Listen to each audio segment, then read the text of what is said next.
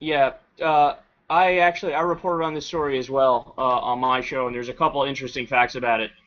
First of all, on the Christian Broadcasting Network and on the 700 Club, uh, Pat would actually go out and repeatedly ask his viewers, "Hey, look, we're doing this Operation Blessing. We care deeply about the refugees in Rwanda and all the people that are getting hurt. So if you are a good Christian, if you care about looking after the people who are hurt, the people who need our help desperately, please send your donation," right?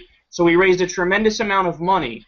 And from the article I read about it, it made clear he may have done a few things here and there that were humanitarian, but the vast majority of his time and the vast bulk of the money went to developing his diamond mines. Now, that in and of itself is bad enough, but then there's another little fact about this that I found stunning, and it's from, again, one of the helicopter pilots that you referenced there.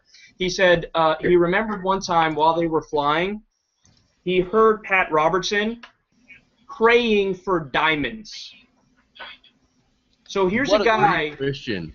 Here's a guy, yeah, who's going out putting on. And by the way, there's no ifs, ands, or buts about it. If this story is true, which I have no reason to doubt it, because the reporter who did this story did a tremendous amount of work, had no problem or beef with Pat Robertson beforehand, right? And he reported on this in the 90s as well.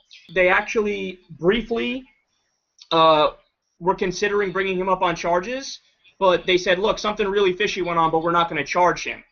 Which leads me to believe that they know that he did it, but Pat Robertson was greasing palms of the people that, Actually, I was going to get into they that. decided not to do it.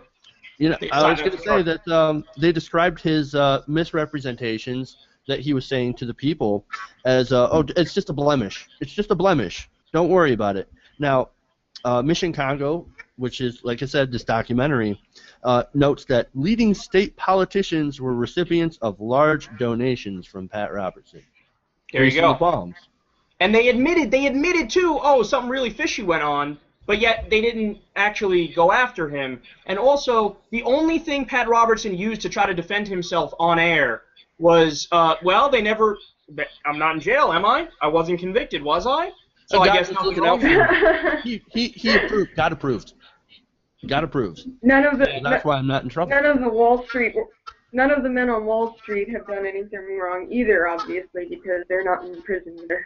Exactly, right? They're angels. There's actually somebody worse than him, believe it or not, who I think is, like, I know this is a bold statement, but I think is almost doubly as loathsome as Pat Robertson. And the guy I'm talking about is Peter Popoff. Peter Popoff is a guy who literally sells water, and says, this is miracle spring water, it will cure your cancer. That is one loathsome dude. Yeah, and he says, "Oh, yeah, give me your money, give me your money, and then I'll cure your debt." Oh, jeez. Well, it really is no greater extortion than just, religion in general. I mean, if something really bad is going to happen to you if you do not give me money. It's, you might as well say, I'm gonna beat your face in if you don't give me your wallet. It is really the same thing. So why does God need all that money? That's a good question. Good question. Right, exactly. Give me all your money, and we'll give you a golden ticket to heaven. Yeah, they literally used to sell. The Catholic Church used to sell time off of limbo. You got to wait in limbo because, of course, the afterlife has a waiting room. Like it's the fucking dentist.